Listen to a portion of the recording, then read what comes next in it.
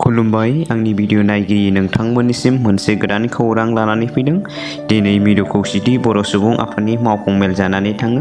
बे मावफुं मेलाव गाहायै बर' कछारी अनसाइगाव हायुङारि खुंथायनि बर' गामिनि थागिबिफोरनि गामि सोसननाय समस्या दाफुंनायफोरखौ लानानै गुवारै सावरायनाय जायो। गासै माहारि आफादफोरखौ लानानै फै जों मिथिना लानि खौसेथि बर' सुबुं आफादनि गाहाय नेहाथारि पीताम्बर ब्रह्मआ खौरांगिरिनि सिगाङाव मा फोरमायदों बेनि सोमोन्दै। मावफुं मेला गाहायै बर' कछारी अनसाइगाव हायुङारि खुंथायनि गामि जि फारिलाइ मोनसे सरकारा बरननानै होदों दाखालि 2 अक्ट'खालि बिनि सायाव जोङो सावरायो।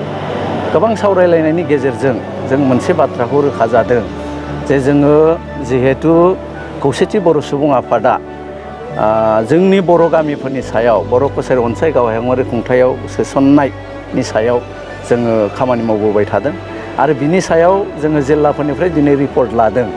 थ' रिपर्ट लानानै जोङो मोनथिदों जे गोबां गामिफ्राव गोबां जायगाफ्राव गोबां मानसिफ्रा बिनि सायाव मोजाङै बुजियाखै जे मारै जानो थांगासिनो दङ, गामिया मारै जामारगोन, काउन्सिलाव मारै हाबमारगोन, नैबे बाथ्रानि सायाव एसे बुजिनो गोनां दङ। ओंखायनो जोङो दिनै मोनसे सिद्धान्त लादों खौसेथि बर' सुबुं आफादा जे जोङो खोब नैबे साननैसोनि गेजेरावनो गासैबो बर' कछारी अनसाइगाव हायुङारि खुंथायाव गोलैनो गोनां जि जिल्ला आफादफोर बे जिल्ला आफादफोराव थांनानै बै ओनसोलनि रायजो राजाजों जोङो बिनि सायाव सावरायलायगोन आरो बेयाव गोबां रायजोआ गोनो गोथो जानाय मोनसे बाथ्रा आं बेखौ नैबे मिडियानि गेजेरजों बुंनानै होनो नागिरदों जे गोबाङा जोंखौ सोंलु सोंदों जे गोबां हारसा गामिया जोंनि काउन्सिलाव हाबबाय, नैबे मारै जागोन। बेखौ रोखा जानाया मोजां जे जोंनाव न'खरसेबो बर'नि बादै दस्रा हारिया हाबनाय नङा।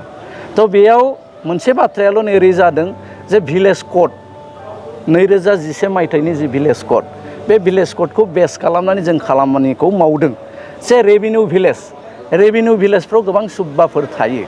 हमनानै ला ए नामनि गामियाव 10 घर हारसा मानसि दङ, 10 घर बर' मानसि दङ। अब्ला बेयाव बै 10 घर हारसा गामिया जोंनियाव फैनाय नङा, 10 घर बर' गामियाल' जोंनाव फैगोन, खिन्थु बे गामिया जोंनि लिस्टआव थागोन। थ' बियो मोनसे एड्रेस बायदिल' जागोन। नैबे बाथ्राखौ रोखा जानाया मोजां। थ' बे बेलायाव आरो आङो गासैबो रायजो राजाफोरखौ बर'नि गासैबो गौथुमफोरखौ जोङो खौसेथि बर' सुबुं आफादनिफ्राय खावलायनो लुगैदों जुदि बेयाव माबाफोर मोनथिनांगौलगिया दङबा, माबाफोर गोनो गोथो जादोंबा, जिहेथु बर' कछारी वेलफेयार अट'नमास काउन्सिला स्टेट गभर्नमेन्टजों खोब खाथि सोमोन्दोआव दङ आरो जों खौसेथि बर' सुबुं आफादाबो जों खोब खाथि सोमोन्दोआव लानानै सोरखारजों रायलाय खामानिखौ मावबाय थादों।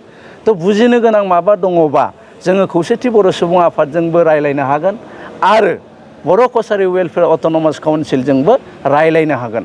जोङो गासैबो हारि माहारि बर'नि गासैबो अर्गेनाइजेसनफोरखौ मोनसे खावलायनो लुगैदों।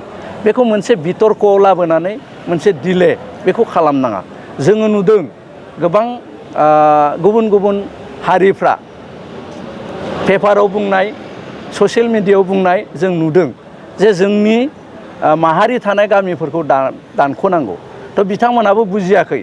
थ' बे गामियाव धेमाजियाव मोनसे हाजं गामि जोंखौ बरननांगौ होननानै हाजंफ्रा होननाय जों खोनादों।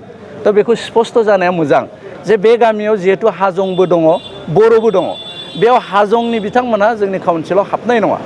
जाय बिथांमोनहा बर' फोलेरनि बिथांमोनहा दंफायो बिथांमोनासो हाबगोन।